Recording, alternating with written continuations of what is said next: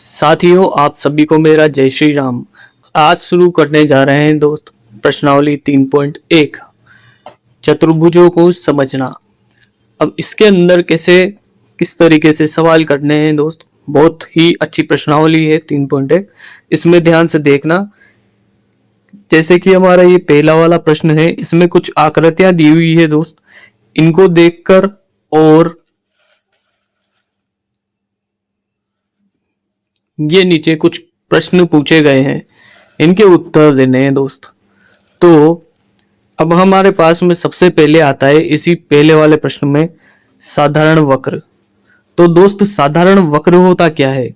साधारण वक्र कुछ इस प्रकार से होता है। साधारण वक्र में तीन चीजें इंपॉर्टेंट है दोस्त, तभी जाके आप साधारण वक्र को पहचान पाओगे। तो एक पहली चीज तो ये है दोस्त कि जिसे हम बिना पेन उठाए, बिना पेंसिल उठाए बना दें, वो क्या हुआ दोस्त? साधारण वक्र। मतलब इस आकृति को बनाने में मुझे कहीं भी पेन उठाने की जरूरत नहीं पड़ी दोस्त।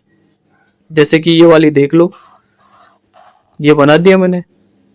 इसे बनाने में मुझे कहीं भी पेन उठाने की जरूरत नहीं पड़ी, तो ये हो गया एक साधारण वक्र। दूसरी शर्त क्या होती है दोस्त इसकी? साधारण वक्र वो होता है कि जिसे बनाने में हमारे लाइन क्रॉस नहीं हो दोस्त। जैसे कि इस स्टार में हो रही है दोस्त, इसमें लाइनें एक दूसरे को क्रॉस कर रही है, एक दूसरे को काट रही है। तो ये क्या है दोस्त? ये साधारण वक्र नहीं है दोस्त। तो हमारे साधारण वक्र की क्या विशेषता है दोस्त कि इसे बनाने में लाइन एक दूसरे के ऊपर ना आए और इसका शुरू का और अंतिम बिंदु एक ही हो। जैसे कि ये है इसका, इसे यहां से शुरू किया और यहीं पे खत्म किया मैंने घुमा के दोस्त। तो ये हो गई हमारे पास साधारण आकृति या साधारण वक्र बोल सकते हैं इसको। और एक और अंतर होता है दोस्त, ये साधारण वक्र नहीं है, साधारण वक्र नहीं। ठीक दोस्त, ये साधारण वक्र है।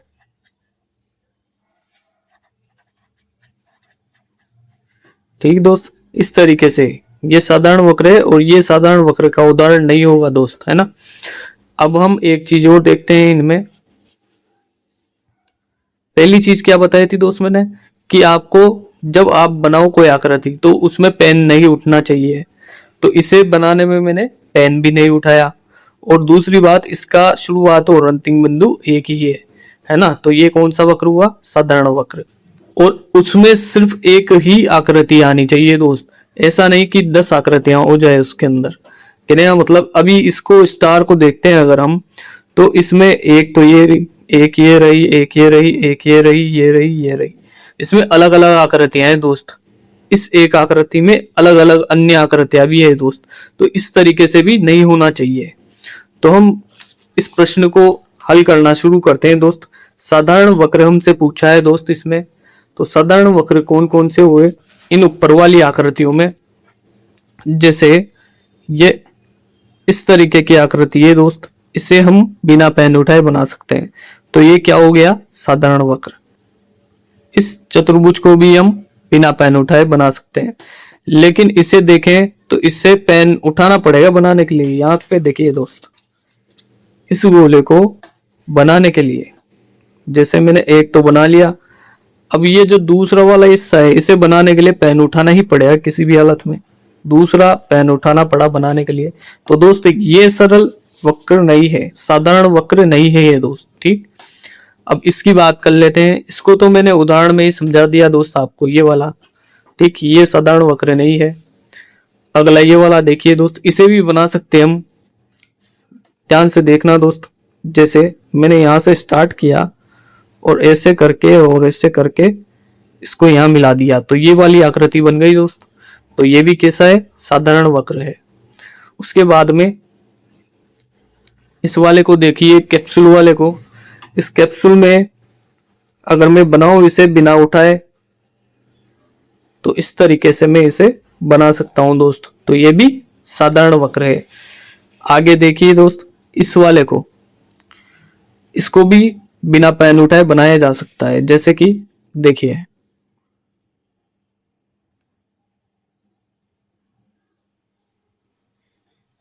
ठीक, अच्छा नहीं बना हालांकि, लेकिन बनाया जा सकता है इस तरीके से, है ना।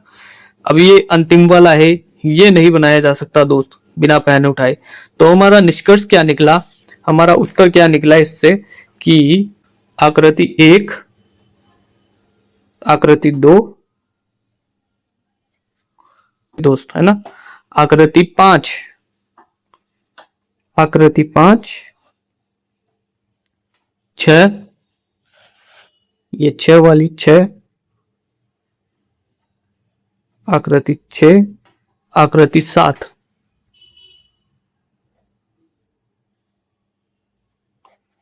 ये सब क्या है, साधारण वक्र है।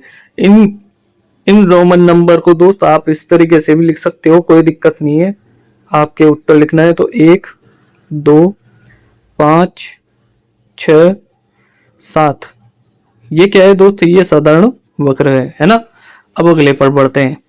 अब ये साधारण बंद वक्र की बात कर रहा है दोस्त, साधारण बंद वक्र। अब कोई भी आकृति है दोस्त, जैसे कि मैंने ये बना दिया, गोला ही बना दिया मैंने, तो ये गोला कैसा है दोस्त, इसे बनाने में मुझे पेन उठाना नहीं पड़ा और ये पूरा बंद भी है। इसी तरीके से मैंने एक त्रिभुज बनाया, तो इसे बनाने में मुझे पेन उठाना नहीं पड़ा और ये भी एक क्या है, बंद आकृति है। तो दोस्त समझ में क्या आया, साधारण बंद वक्र से मतलब है इन इस तरीके के आकृतियों से। तो अब इसमें देखिए दोस्त, साधारण बंद वक्र कौन कौन सी है। ये साधारण बंद वक्र है, पहला वाला, इसे भी बनाया जा सकता है, बंद भी ये पूरा, ये भी बंद है, ये भी साधारण बंद वक्र है। ये साधारण बंद वक्र नहीं है दोस्त, ये वाला, ये भी नहीं है दोस्त, ये वाला, ये है दोस्त, साधारण बंद वक्र है, और ये वाला भी साधारण बंद वक्र है। इसके बाद ये भी साधारण बंद वक्र है। मतलब जो भी साधारण वक्र में आए हैं वो सभी साधारण बंद वक्र भी है दोस्त, है ना। तो इसका उत्तर क्या हो जाएगा, साधारण बंद वक्र का 1, 2, 5, 6, 7, ये सभी आकृतियां साधारण बंद वक्र है। अब ले लेते हैं हम बहुभुज को, इस बहुभुज को। बहुभुज क्या होते हैं दोस्त, तीन भुजाएं क्या होती है दोस्त, भुजाएं ये होती है, ये और ये जो रेखाखंड है दोस्त, ये जो रेखाखंड है, इस तरीके के रेखाखंड, इनसे बनी हुई है ये आकृति, ठीक दोस्त। तो 3 या 3 से अधिक भुजाओं से, भुजाएं ये हो गई भुजाएं इसकी, ये 3 या 3 से अधिक भुजाओं से बनी बंद आकृति, मतलब बंद भी होनी चाहिए दोस्त, बिल्कुल बंद होनी चाहिए, है ना। उसको क्या कहते हैं अपन, उसे बहुभुज कहते हैं। उसे क्या कहते हैं दोस्त, बहुभुज कहते हैं, सीधी सी बात है। अब तो इनमें बहुभुज पहचाने दोस्त, इनमें कौन कौन से बहुभुज हो सकते हैं। क्या इसमें भुजाएं हैं दोस्त, बिल्कुल हैं, 1, 2, 3, 4, 5, 5 भुजाएं हैं इसमें, और ये क्या है, बहुभुज है, ठीक दोस्त।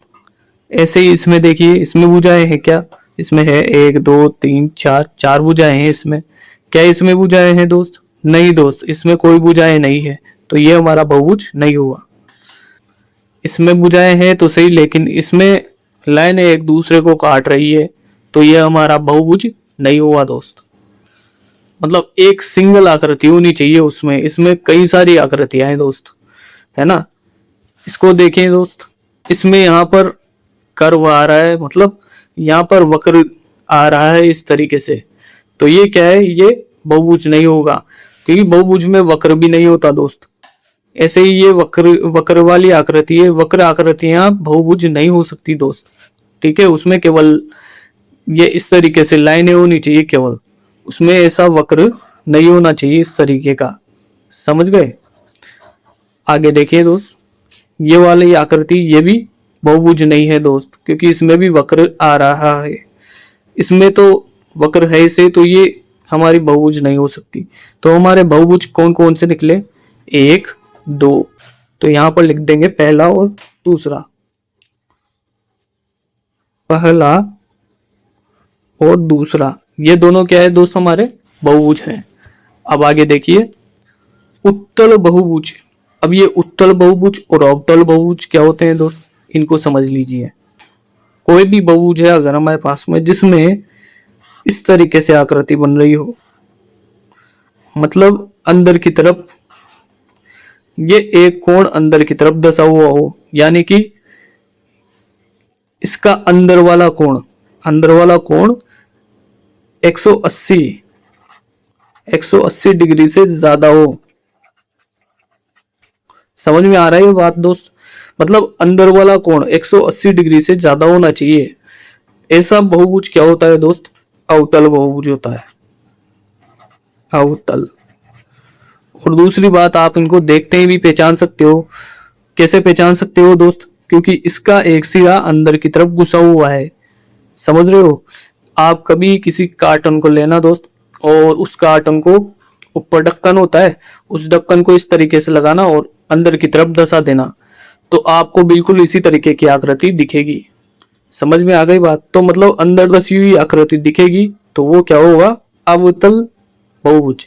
और उत्तल कैसा होता है दोस्त, उत्तल को देखें, जैसे मैंने यहाँ पे ये वर्ग बना दिया, इसकी ये सभी भुजाएं, सभी कोण बाहर की तरफ है, मतलब इस तरीके से है, बिल्कुल अंदर कोई सा भी कोण नहीं घुसा हुआ है इसका, तो इसका मतलब ये क्या हो गया, ये उत्तल।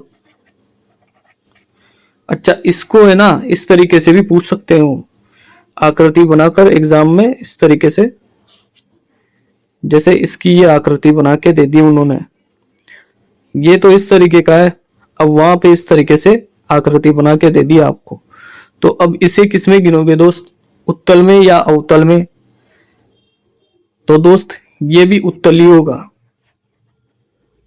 क्योंकि इसमें भी कोई भी सिरा अंदर की तरफ इसकी तरह नहीं धसा हुआ दोस्त। हमारे इस प्रश्न में दोस्त उत्तल बहुभुज पूछा है, तो उत्तल बहुभुज कौन सा हुआ, इनमें देखना दोस्त। अब बहुभुज आपने पहचान लिए थे कौन कौन से, ये दो थे, पहला और दूसरा, इनमें से ही पहचानना है आपको कि उत्तल कौन सा है हमारा। इसमें तो सिरा अंदर घुसा हुआ है तो ये उत्तल नहीं होगा दोस्त, इसमें सारे सिरे बाहर की तरफ दिखाई दे रहे हैं दोस्त, तो ये हमारा उत्तल बहुभुज हो गया। उत्तर लिखेंगे यहाँ पे हमारे, उत्तल बहुभुज कौन सा वाला, आकृति 2, आकृति 2 कैसी है, उत्तल बहुभुज है। ठीक, अब यहां पर अवतल बहुभुज पूछा है दोस्त, तो आकृति 1 आपको पता है, ये वाली आकृति अभी बताई है मैंने, तो ये कैसी है, अवतल बहुभुज, अवतल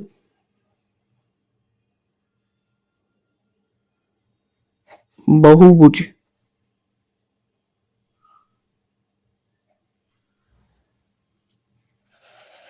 ठीक दोस्त, यहां तक आया समझ में।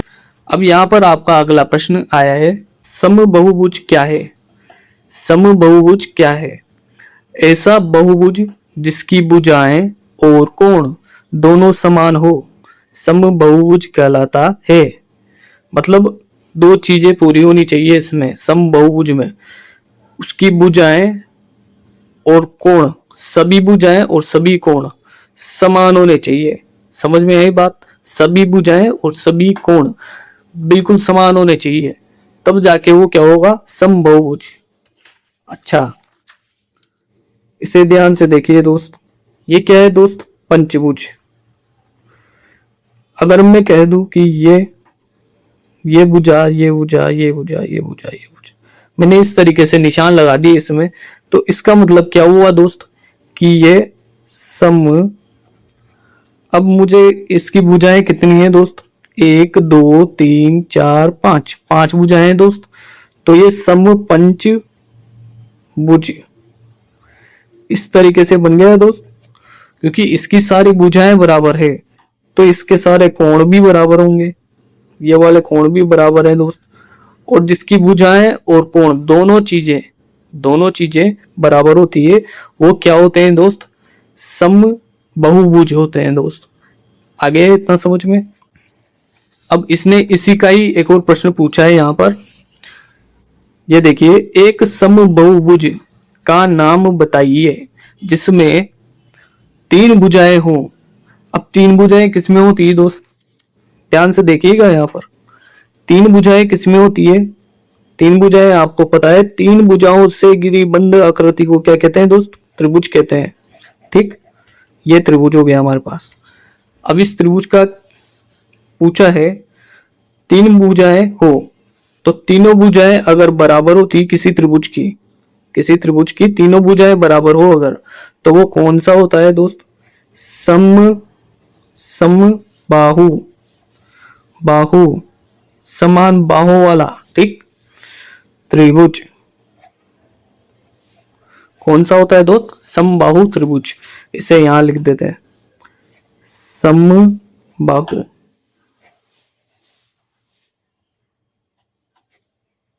त्रिभुज।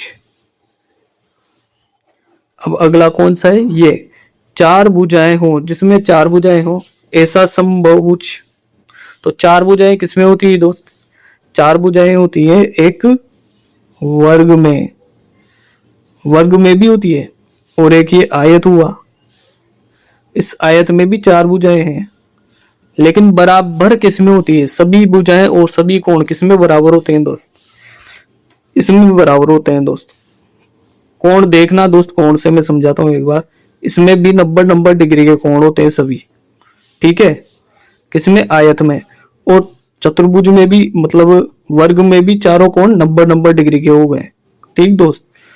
लेकिन यहाँ पर एक समानता है, इसमें भुजाएं भी बराबर है सभी, ठीक, वर्ग में सभी भुजाएं भी बराबर होती है, लेकिन इसमें भुजाएं बराबर नहीं होती, आमने सामने की होती है इसमें, इसमें आमने सामने की भुजाएं बराबर होती है, सभी नहीं होती दोस्त। इसी वजह से ये समबाहुभुज की कैटेगरी से हट जाता है और ये समबाहुभुज में हाजिर हो जाता है दोस्त, ठीक। तो यहाँ पर लिखेंगे चार भुजाएं जिसमें समान हो ना, उसे कहते हैं वर्ग, वर्ग वो होती वर्ग, समबाहुभुज वो वर्ग वाला समबाहुभुज है जिसमें चार भुजाएं समान हो। और जिसमें छह भुजाएं समान हो, छह भुजाएं कैसे दोस्त, इस तरीके से बनाया अगर हमने,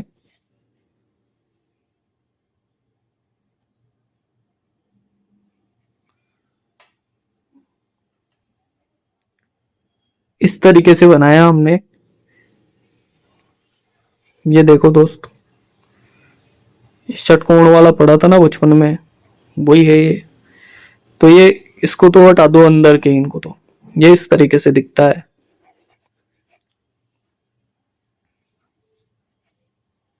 इसे बनाया हमने। इसमें सभी भुजाएं बराबर है मान लो, अभी तो मैंने बराबर नहीं बनाई, लेकिन इसकी सभी भुजाएं बराबर है, तो ये क्या है दोस्त, सम